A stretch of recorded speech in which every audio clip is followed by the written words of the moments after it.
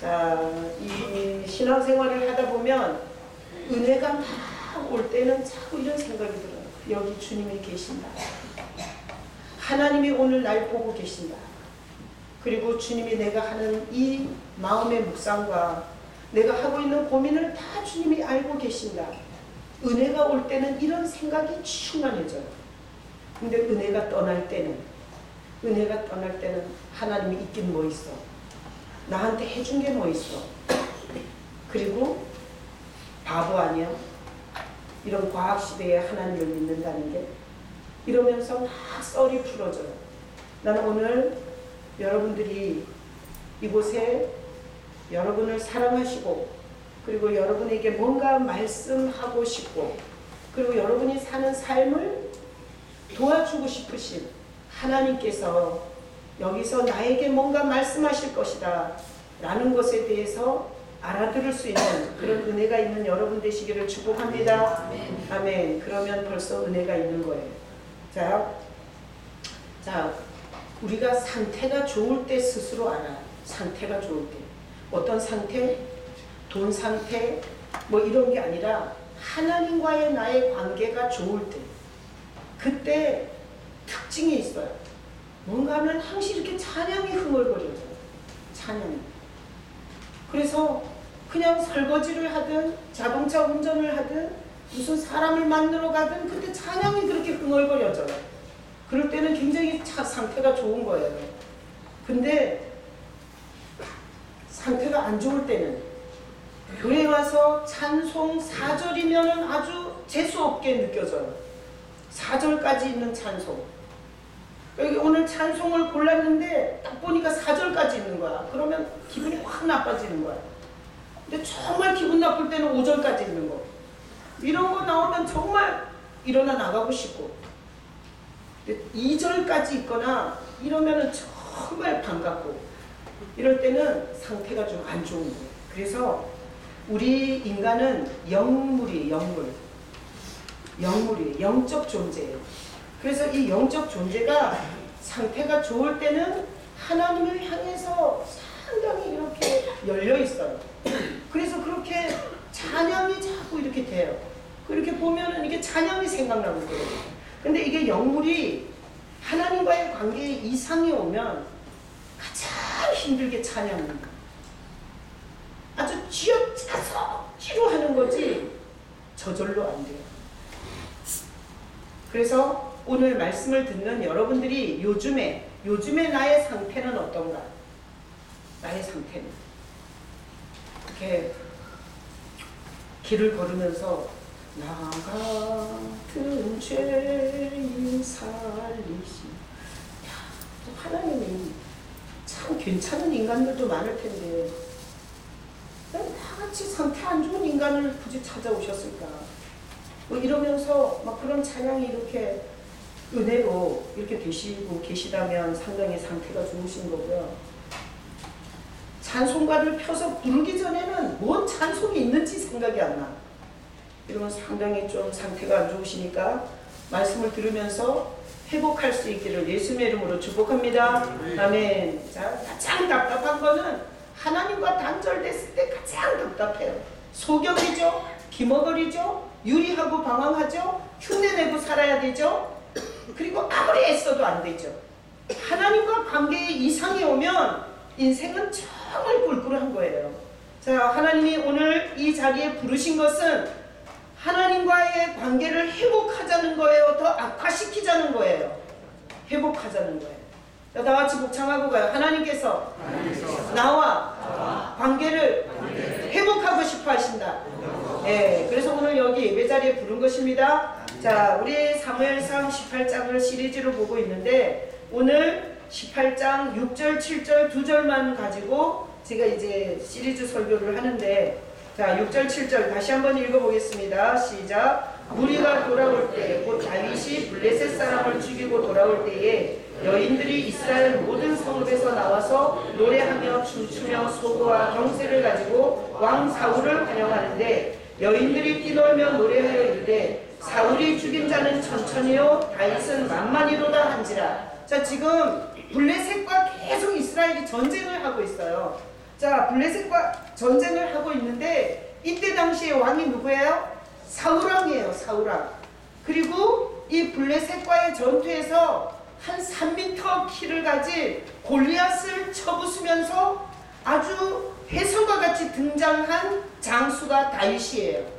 자, 이 사울왕과 다윗이 블레셋과 계속 전쟁을 하는데 오늘 거기 본문에 보니까 이제 블레셋과 전쟁을 하고 이렇게 돌아와요.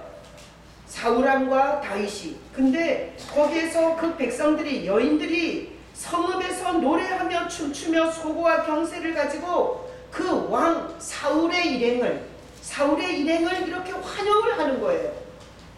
그래서 전쟁터에서 승리하고 돌아오는 그 군사들을 막 여인들이 이렇게 악기를 가지고 막 노래를 하면서 이렇게 환영을 하는데 그 가사 내용이 이상해요. 자, 가사 내용이 7절이잖아요. 여인들이 뛰놀며 노래하여 이르되 뭐라 그래요? 사울이 죽인 자는 천천히요 다윗은 만만히로다 한지라. 자, 그러니까 실제 지금 왕은 사울인데 사울은 천천을 죽였다는 거예요. 적을. 그리고 다윗은 만만을 죽였다는 거예요. 그래서 사울이 죽인 자는 천천이고 다윗은 만만이로다, 이렇게 찬양의 노래를 불렀어요. 자, 그러면 퀴즈. 지금까지 블레셋과의 전쟁의 횟수가 사울이 더 많겠어요? 다윗이 더 많겠어요? 사울이 훨씬 많아요. 그래서 거기 앞부분에 사무엘상 14, 15, 16, 17 이렇게 쭉 읽어보면 사울이 왕이잖아요. 왕으로서 지금까지 블레셋과의 전쟁을 여러 번 했어요. 사울이. 아셨어요? 그러니까 전쟁의 횟수가 누가 더 많아요? 사울이 더 많아요. 그리고 그렇게 블레셋과 전쟁에서 이긴 횟수도 누가 더 많아요? 사울이 더 많아요. 다윗은 골리앗을 죽이고 나서 그 이후에 전쟁에 투입이 됐기 때문에 사울왕보다 정치적 경력이 훨씬 짧아요. 그러니까 아무리 다윗이 훌륭하다고 해도 사울이 전쟁에서 승리를 더 많이 했고 그리고 사울이 죽인 자들이 더 많을 수가 있어요. 그런데 이 여자들이 사울은 천천이면 몇 명이에요? 천 몇 명이에요? 자, 더하기 1000 해야 돼요. 1000 곱하기 1000 얼마예요? 희준 집사님 1000 곱하기 1000은 몇 명이에요? 100만 명이죠? 희준 집사님이 100만 명이라면 100만 명이에요. 100만 명이죠? 1000 곱하기 1000 그러면 만이면 만 곱하기 만은 몇 명이에요? 네? 억이죠. 1억이죠. 그러니까 사울은 100만 명을 죽였다면 다윗은 1억을 죽였다는 거예요. 자, 그러니까 둘이 비교가 돼요, 안 돼요? 비교가 안 돼요. 그러니까 이런 노래를 불렀어요. 그러니까 이 가사 내용을 보면 사울이 억울해요, 안 억울해요? 엄청 억울해요. 자기는 왕이 된 그 순간부터 블레셋과 전쟁했어요. 그리고 그 많은 전쟁을 그래도 끌고 왔어요. 근데 자기에게는 100만 명을 돌리고 그리고 이 갑자기 나타난 소년 다윗에게는 억을 돌린 거예요. 억을. 그러니까 이게 비교 불가한 숫자를 가지고 노래를 해대니까 사울의 입장에서는 굉장히 이게 억울할 수 있고 그리고 이 내용을 우리가 볼 때 이것은 전쟁터에서 오랜 시간 뼈가 굵은 사울왕과 양치다가 갑자기 전쟁터에 투입되어 갖고 어느 날 혜성과 같이 등장한 다윗을 평가하는 데는 공평하지 않은 것 같아요. 안 그래요? 성경은 왜 이렇게 성경을 썼을까? 혹시나 이렇게 불공평한 사실이 있다 할지라도 하나님은 공평한 하나님께서 사울이 왕이 된 순간부터 블레셋과 전쟁을 했기 때문에 사울이 혹시나 지도력에 있어서나 좀 딸린다 할지라도 사울은 더 많은 전쟁을 했고 더 많은 승리를 했기 때문에, 그리고 실제로 그 왕이기 때문에 사울에게 더 많이 돌려야 하고, 그리고 아무 부담도 없이 양치다가 갑자기 해성과 같이 나타난 이 다윗이 3m가 되는 골리앗을 쳐부수고, 그리고 블레셋을 전쟁의 승리를 이끌었다 할지라도 공평한 하나님이 볼 때는 사울에게 더 큰 것을 돌리고, 왕으로서 얼마나 부담이 되겠냐, 리더십에 있어서. 일개 장수는 전쟁에 져도 그렇게 부담이 안 되지만, 왕은 한 국가를 전복시켰을 때 그 왕의 리더십으로 갖는 그 어려움이라는 건 훨씬 더 부담이 큰 건데, 이걸 오히려 백성들이 이렇게 불렀다 해도 공평한 하나님은 성경에다가 이걸 뒤집어 썼어야 되는 거예요. 다윗은 천천히고 사울은 만만이라고. 그렇게 수고하고 애쓴 것에 대해서 공적을 인정해주고, 그리고 더 많은 전쟁에서 죽음을 각오했던 왕에 대한 배려를 해야지. 하나님이 이런 식으로 불공평한 찬양을 성경에다 기록하면 되겠냐고요. 상식적으로 생각해 봤을 때 이것은 사울 쪽에서는 살짝 억울한 쪽이 많은 거예요. 자, 그래서 이것은 성경을 우리가 해석할 때, 저는 설교는 성경을 해석해 주는 거예요. 여러분한테. 여러분이 집에서 아무리 읽어도 성경이 해석이 안 될 때 하나님은 설교자를 통해서 성경을 해석해 주는 거예요. 그래서 하나님의 성령을 힘입지 않고는 성경을 해석할 수가 없어요. 자, 그래서 오늘 이 본문을 해석하는데, 여기 사울은 천천히고 다윗은 만만이라는 이 용어 자체가 찬양이에요. 찬양의 용어예요. 찬양의 용어. 자, 그러면 우리가 하나님이 우리 인간을 흙으로 만들었을 때, 흙으로 만들어서 우리는 피조물이에요. 우리는 내가 날 만든 존재가 아니에요. 그래서 우리가 이렇게 하나님의 손에 의해서 피조물이었을 때, 태초에 우리 인간은 자기가 하는 모든 일의 찬양을 어디다 돌렸겠어요? 하나님께 돌렸어요. 자기가 머리가 똑똑하잖아. 그럼 하나님이 나를 똑똑하게 만들어주셨어요. 이렇게 하나님을 찬양했어요. 어떤 사람이 너무 잘생기셨어요. 이러면 하나님이 나를 그렇게 만들어주셨어요. 이렇게 하나님을 찬양했다고요. 혹시나 자식을 낳았고 자식이 좋은 학교 갔어요. 그러잖아요. 그러면 하나님이 그 아이에게 지혜를 주셨어요. 이렇게 태초의 인간은 모든 자기 삶에서 일어나는 모든 찬양을 다 하나님께 돌렸어요. 그래요, 안 그래요? 그게 우리 인간의 태초에, 우리가 망가지기 전에 인간의 모습이에요. 그래서 자식을 칭찬하면 그런 자식을 주신 하나님께 영광을 돌렸고, 당신은 정말 건강하다고 칭찬을 하면 하나님께서 주신 건강이라고 하나님께 영광을 돌렸고, 자기가 직장 생활을 꾸준히 하면 하나님께서 이 무지한 자를 불쌍히 여겨서 나에게 아직까지도 직업을 주셨다고 이렇게 하나님께 찬양을 돌리는, 이것이 최초의 타락하기 전에 인간의 자연스러운 모습이었어요. 근데 인간이 그렇게 타락하기 전에는 그랬지만, 인간에게 죄가 들어오고 나서 인간이 자기 중심적인, 자기가 주인이 되는, 자기가 스스로 하나님의 자리에 앉아있고 나서 인간이 하는 말은 이렇게 바뀐 거예요. 당신 정말 잘생겼네요. 이렇게 말하면 내가 피부 관리하느라고 얼마 들었는 줄 알아요? 이렇게 말을 하는 거야. 왜 안 웃는 거예요? 그리고 당신 자식 공부 잘해서 좋은 학교 갔다면서요. 이러면 우리 집안은 다 원래 수재예요. 우리 형도 서울대고요. 우리 여동생도 K대고요. 그러니까 인간이 맛이 가고 나서 마땅히 하나님께 돌려야 할 영광을 하나님께 돌릴 줄 모르고, 뭔가 자기에게 돌아오는 것들에 대해서 자기가 그래서 그랬다고, 그렇게 자기가 영광을 받는 이런 모습이 가장 추악하고 더러운 인간의 타락한 모습이에요. 그래서 이따가 예배 끝나고 얘기해 보세요. 타락했는지 정상인지. 자, 이렇게 칭찬을 한번 해보는 거예요. 어떻게 이렇게 감기가 난무하는데 감기 한번 안 걸리세요? 이렇게 한번 얘기해 보세요. 그러거든. 저는 웰빙만 먹고요. 그리고 저는 무공해만 먹거든요.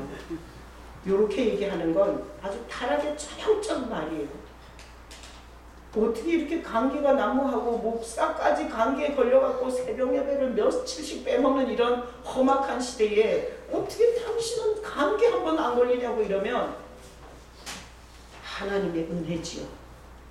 이렇게 말하는 사람은 낯이 아직 안 갔거나 갔다가 돌아왔거나. 예? 이따가 한번 물어보세요. 여기 잘생기고 이쁜 여자들한테 또 물어봐요. 어떻게 그렇게 이쁘게 생겼냐고. 그랬더니 우리 엄마가 콧대가 이렇게 이쁘게 생겼어요. 이렇게 얘기하는 사람은 지금 맛이 간 거예요. 어떻게 그렇게 좋은 집에서 사냐고. 이렇게 좀 다 찔러봐요. 여기 저기 좋은 집 사는 사람 이렇게 골라가지고 찔러봐요. 어떻게 그렇게 좋은 집에서 그 젊은 나이에 사시냐고. 그러면 저는 어렸을 때부터 열심히 일했고 공부도 열심히 했고 회사에서도 시키는 대로 열심히 했어요. 이런 맛이 간 거예요. 어? 어떻게 그렇게 젊은 나이에 좋은 집에서 사세요? 이렇게 말하면 저는 할 줄 아는 게 하나도 없어요. 맨날 꼴찌했고요. 그리고 나는 뭐 잘한 게 없는 것 같은데 어느 날 살다 보니까 하나님의 은혜였어요. 이렇게 얘기하면 맛이 들 간 거라고요.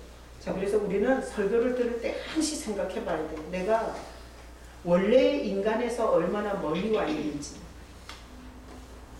그게 병 진단 아니에요. 저는 원래 기침 안 했어요. 콧물 안 흘렸어요. 그리고 이렇게 열 안 났어요. 지금 열 안 나요.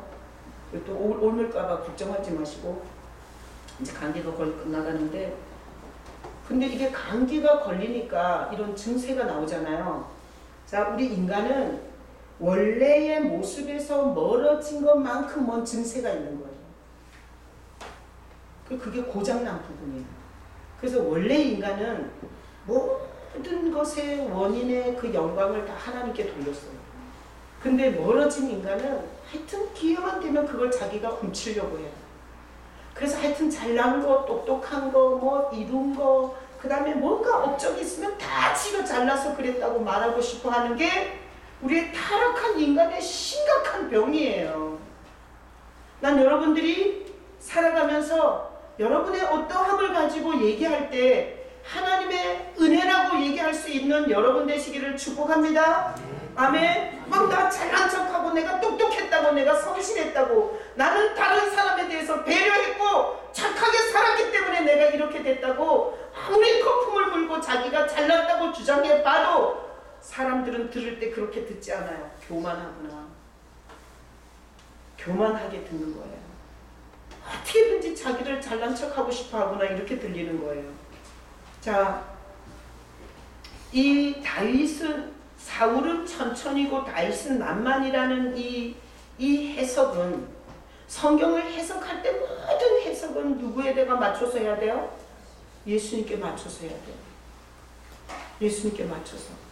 왜 더 많은 전쟁을 했고 더 많은 전쟁터에서 많은 시간을 보냈던 사울에게 천천을 돌리고 다윗에게 만만을 돌렸나 하면 천천은 100만이잖아요.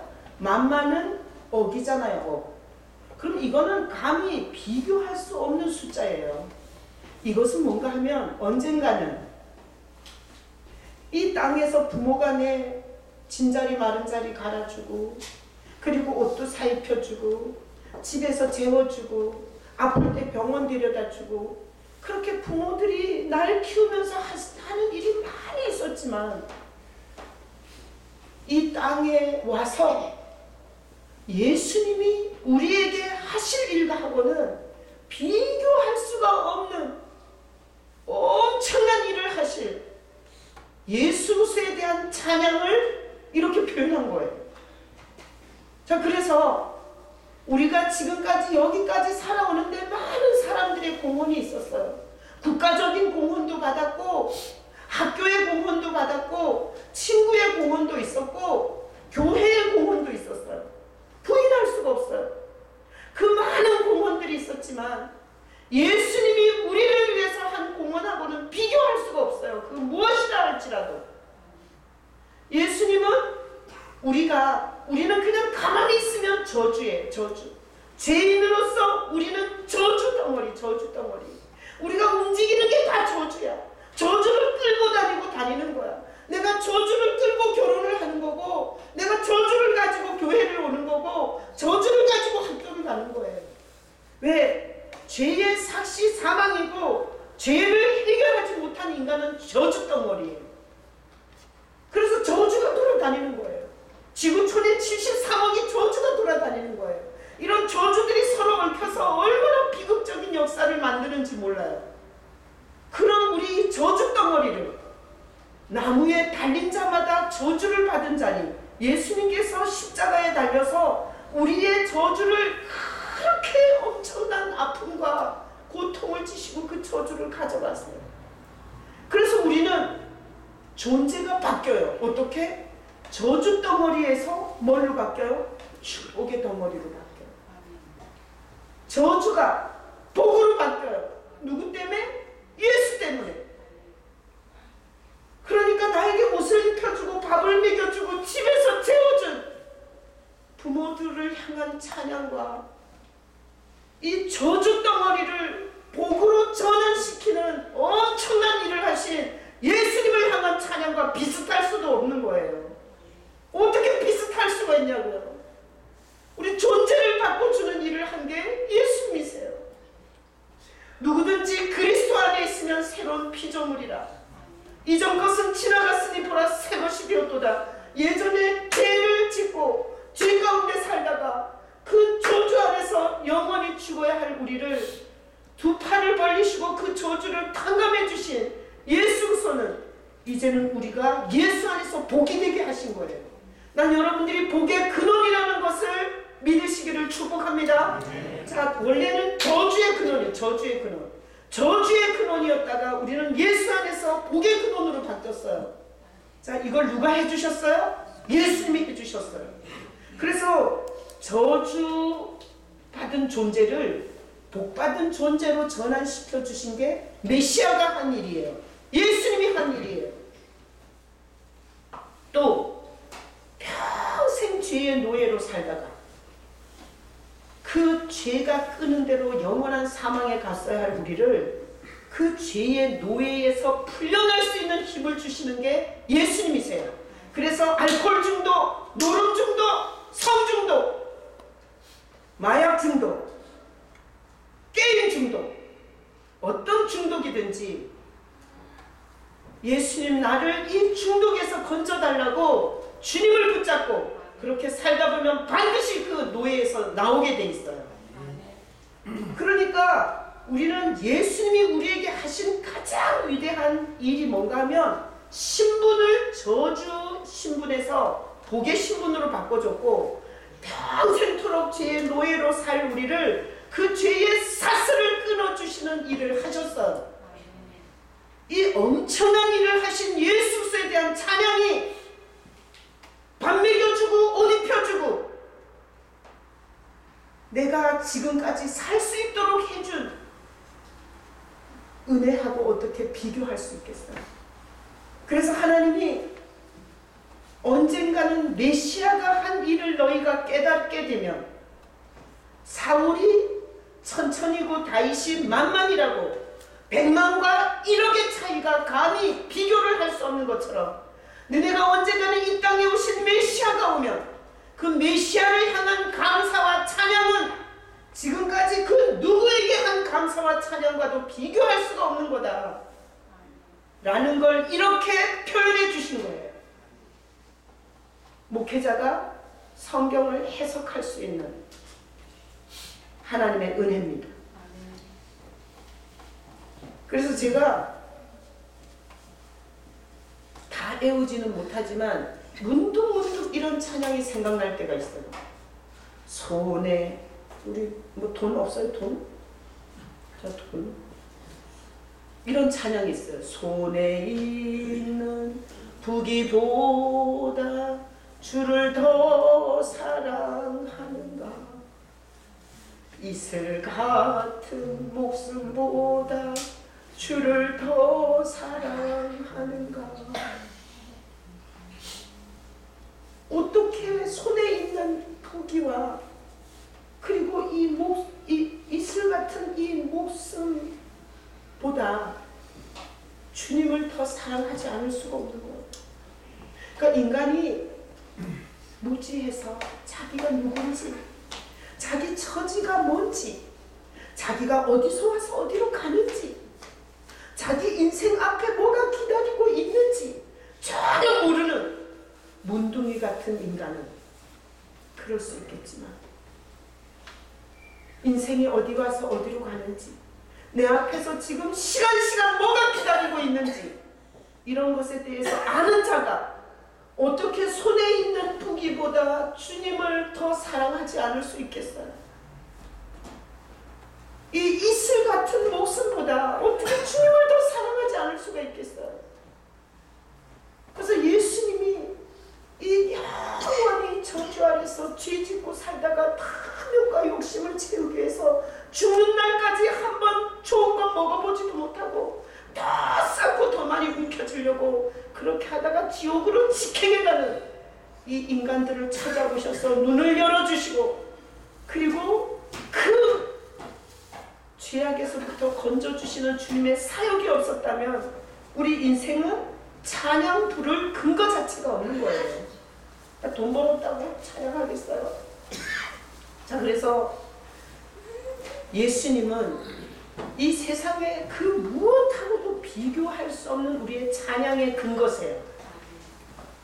여러분이 찬양할 이유가 예수 그리스도가 하신 구속, 나를 용서한 사건, 그리고 나를 천국 가게 길을 열어주신 그 예수님이 하신 일이 여러분의 찬양의 근거가 될 수 있기를 예수님의 이름으로 축복합니다. 아멘. 그래서 이제 성탄절이 다가오는데, 그 성탄절에 보면 거룩한 밤이라는 찬양이 있어요. 거룩한 밤 별들이 찬란하다. 거기 보면 주께서 죄의 삭을 끊으셨네, 이런 가사가 있어요. 나는 성탄절이 되면 그 거룩한 밤 그 가사 중에 주께서 죄의 삭을 끊으셨네, 그 가사를 볼 때마다 가슴이 막 찌릿찌릿해져요.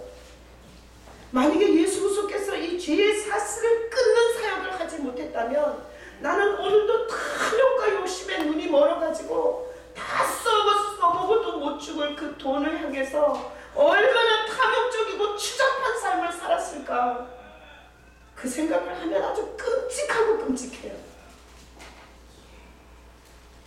여러분, 감기에 걸려도 찬양해야 돼요, 안 해야 돼요? 예수님이 하신 일은 변함이 없어요. 이거 감기에 걸려도 찬양을 해야 돼요. 어떻게? 나 같은 죄인 살리신, 아니 예수님이 나 같은 죄인 살리신 사실은 변함이 없어요. 여러분, 사업을 하다 망해도 찬양해야 돼요, 안 해야 돼요? 해야 돼요. 내가 사업을 하다 망했더라도 예수님이 나 같은 인간을 위해서 십자가를 지시고 이 죄의 사슬을 끄는 사실은 전혀 변화가 없어요. 그러니까 우리는 사업에 망해도 찬양해야 돼요. 여러분, 현실과 자기가 바라는 욕심과 탐욕 때문에 찬양을 했다 말았다 이런 인생이 아니라 내 상황과 형편을 넘어서 예수님이 하신 일에 대해서 영원토록 변함없이 찬양할 수 있는 여러분 되시길 예수님의 이름으로 축복합니다. 아멘. 그래서 예수님의 생애 동안에, 자, 말씀 올려줘 보세요. 누가복음 19장에, 자, 다 같이 읽어봅니다. 시작. 그것을 예수께로 끌고 와서 자기들의 겉옷을 나귀 새끼에 걸쳐놓고 예수를 세우니 가실 때 그들이 자기의 겉옷을 길에 펴더라. 이미 감람산 내리막길에 가까이 오시매 제자의 온 무리가 자기들이 본 바 모든 능한 일로 인하여 기뻐하며 큰 소리로 찬양하여 이르되 찬송하리로다 주의 이름으로 오시는 왕이여 하늘에는 평화요 가장 높은 곳에는 영광이로다 하니, 예수님이 사역할 때 이렇게 예루살렘으로 들어가는 예수님을 바라보면서 사람들이 막 이렇게 찬양 큰 소리로 찬양하여 이르되 찬송하리로다 주의 이름으로 오시는 왕이여 하늘에는 평화요 가장 높은 곳에는 영광이로다. 예수님이 사역할 때도 그냥 찬양이 울려 퍼졌어요. 다음 구절, 자, 읽어봐요. 시작. 무리 중 어떤 바리새인들이 말하되 선생이여 당신의 제자들을 책망하소서 하거늘 대답하여 이르시되 내가 너희에게 말하노니 만일 이 사람들이 침묵하면 돌들이 소리치리라 하시니라. 바리새인 종교 지도자들 때 사람을 왜 찬양하고 난리야? 그거 찬양 못하게 해. 그래서 제자들한테 책망하라는 거야. 사람을 찬양하지 말라고. 찬양은 하나님께 하는 거니까 하지 말라고. 그러라고 이 바리새인 종교 지도자들이 당신의 제자들을 책망해라. 왜 당신을 찬양하냐? 이랬더니 예수님이 대답했어요. 뭐라 그랬어요? 내가 너희에게 말하노니 만일 이 사람들이 침묵하면 돌들이 소리 지른다. 그러니까 예수님을 향한 찬양은 해야 돼요, 안 해야 돼요? 해야 돼요. 만약에 우리가 예수님이 하신 일을 찬양하지 않고 썰 풀고 앉아있다면 이 지상에 있는 돌들이 입을 벌려서 찬양할 거라는 거예요. 예수님이 하신 일을. 그러니까 우리는 왜 찬양을 못하냐? 다 나한테 초점이 맞춰져 있는 거예요. 내 사업이 잘 되냐? 내가 좋은 여자 만나서 결혼하냐? 내가 시집장가를 잘 가냐? 우리 자식이 좋은 학교 갔냐? 내가 건강하냐? 내 암을 고쳐줬냐? 내 기도 제목에 내가 원하는 대로 역사했냐? 이렇게 자기 중심적으로 해석을 하니까 찬양이 싹 할 이유가 없는 거예요.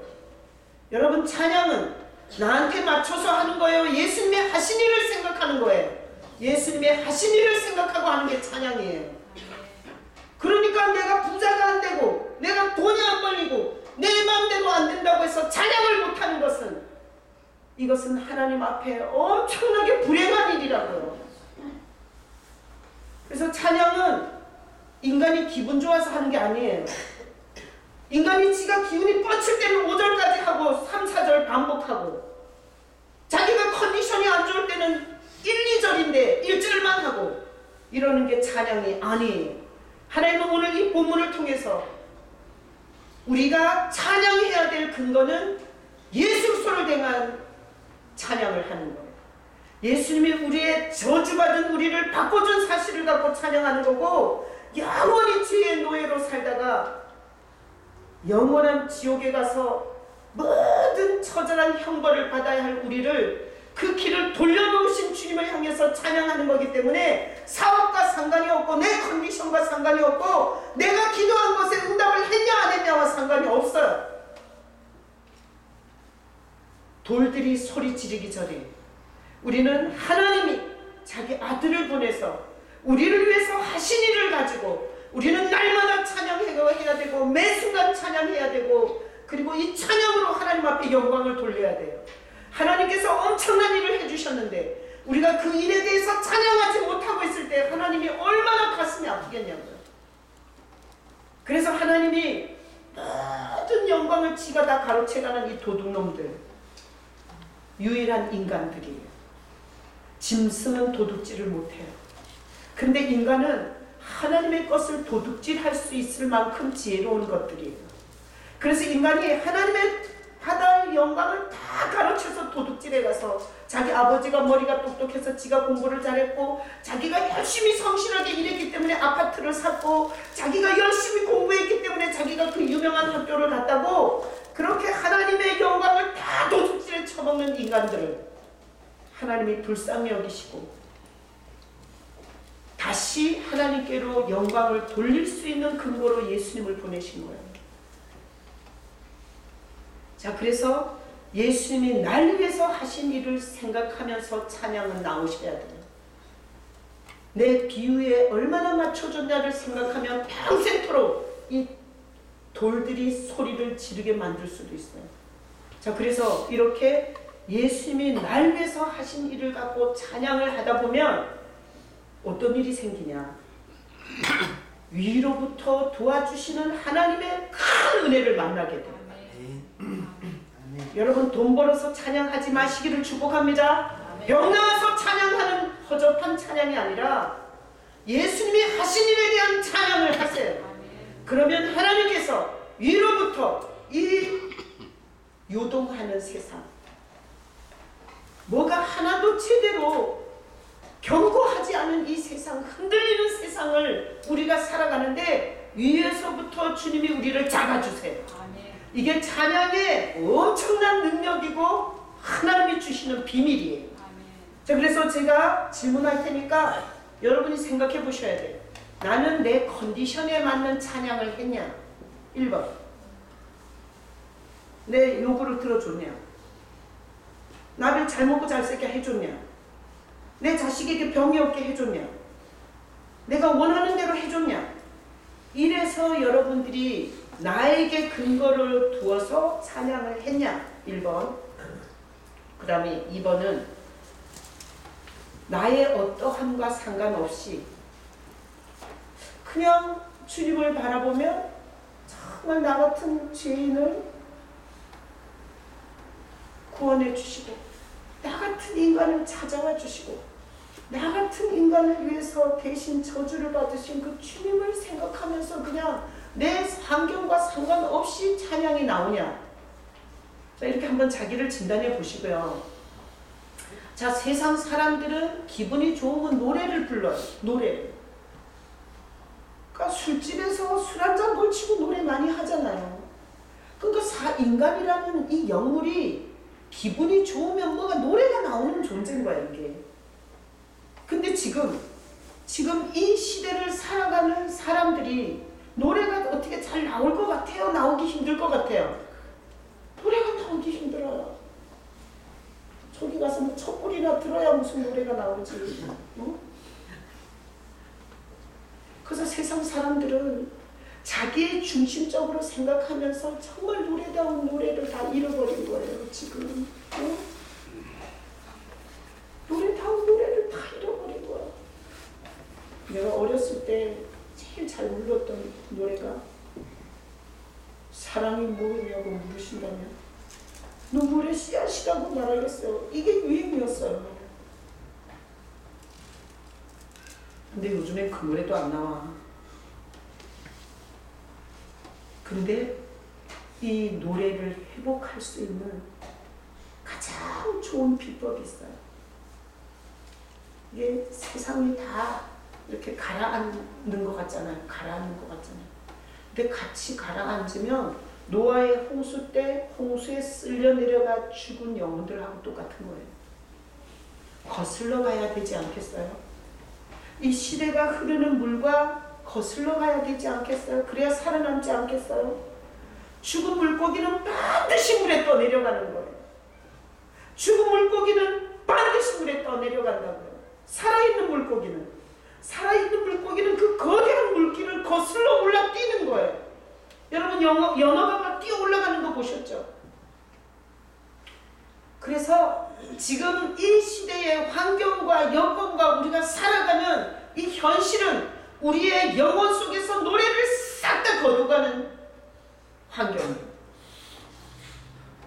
더군다나 막 이 정치적인 탓을 막 누구 탓이냐, 멱살 잡아갖고 책임 추궁을 하고 이러잖아요. 그러면 노래가 어디 있어요?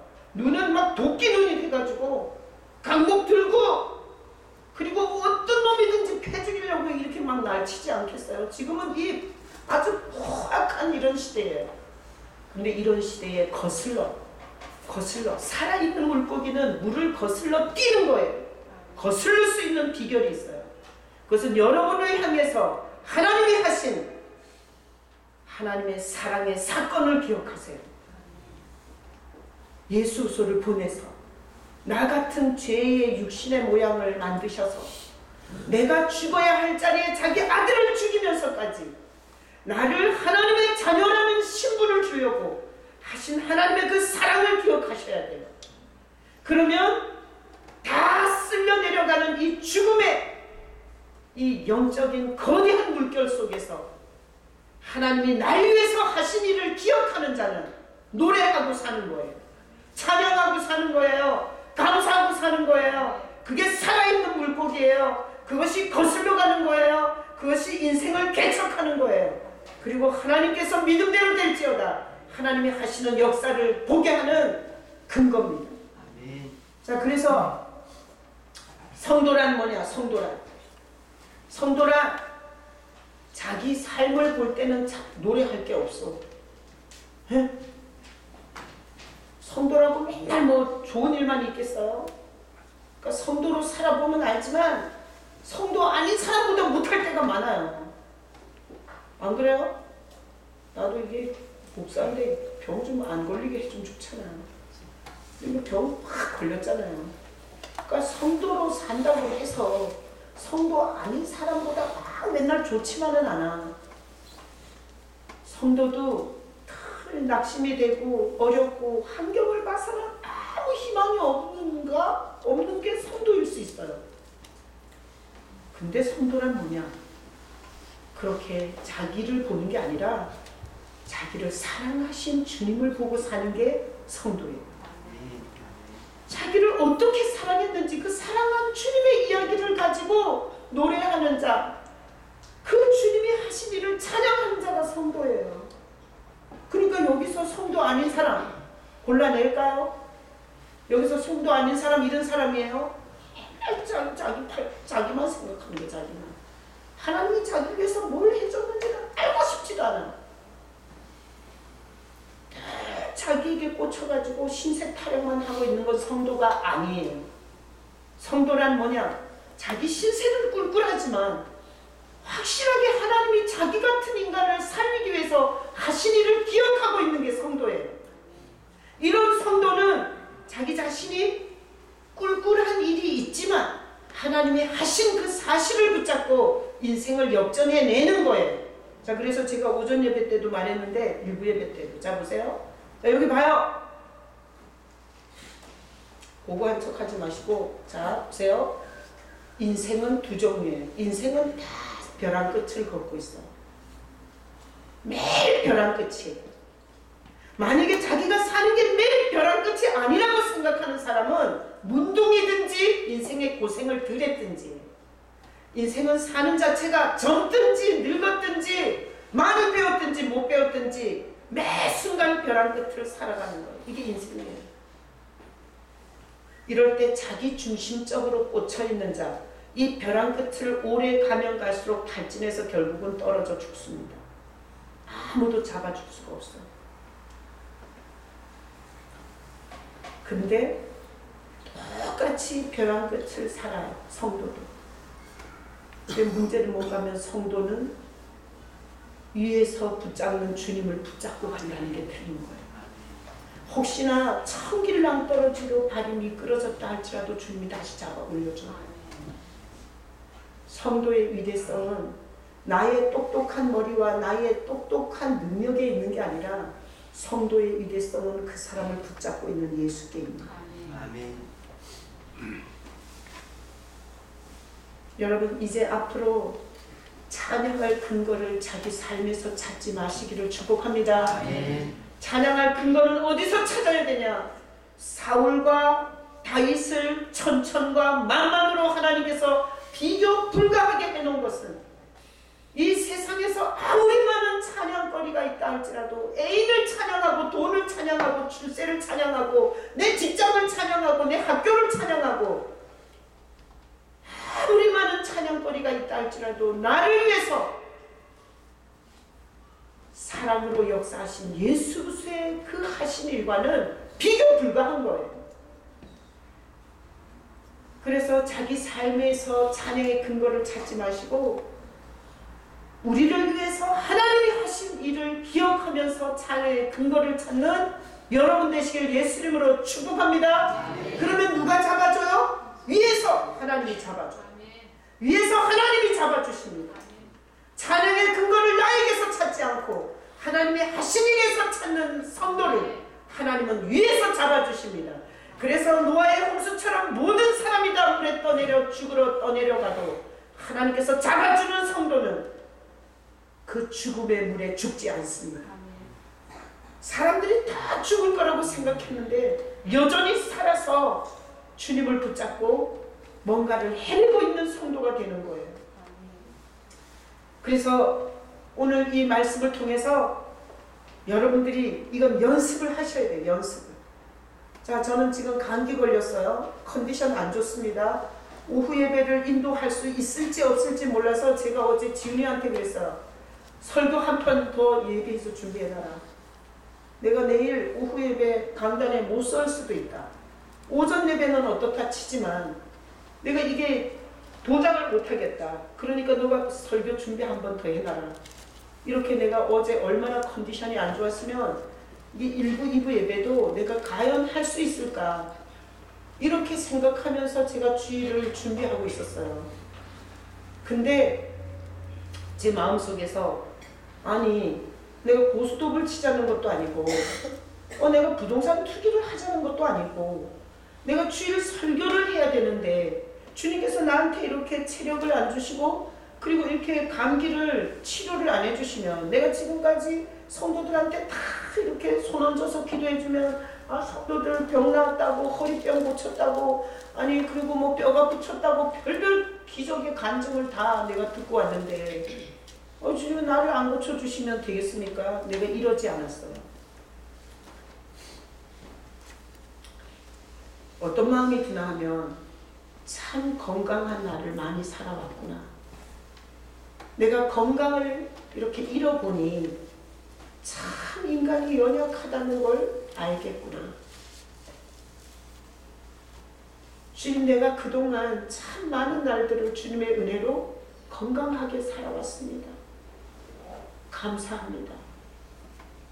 그리고 하나님께서 허락하지 않으면 작은 일상조차 나 스스로는 못한다는 것을 고백합니다.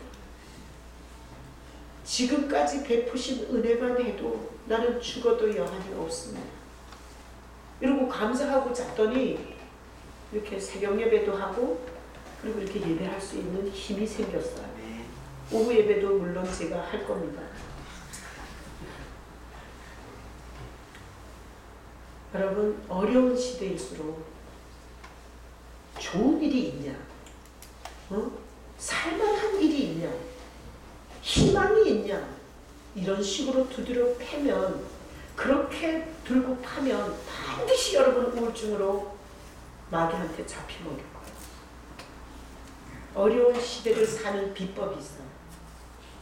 어려운 시대를 사는 비법. 사울과 다윗의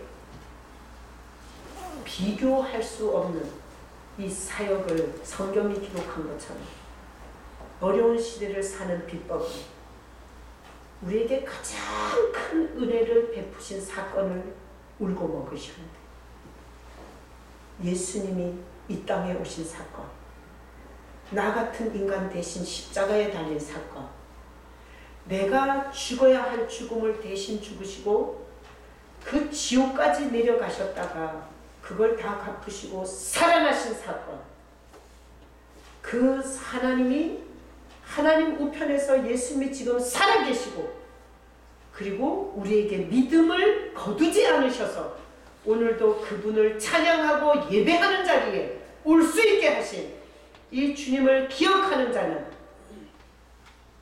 어려운 시대에 반드시 승리합니다. 아멘. 여러분 시대가 어렵다고 썰 풀지 마시고 눈을 들어서 하나님이 하신 일들을 바라보면서 이 시대와 같이 도매금으로 죽어나가지 마시고 이 시대를 넘어서 어려운 시대를 넘어서 주님께서 여러분을 통해서 일할 수 있도록 그렇게 믿음의 눈을 열고 예수 그리스도를 찬양하는 입술과 예수님을 찬양하고 감사하는 그 감사에 조금도 손상이 없이 그렇게 승리하는 여러분 되시기를 예수님의 이름으로 축복합니다. 아멘. 자, 이 시간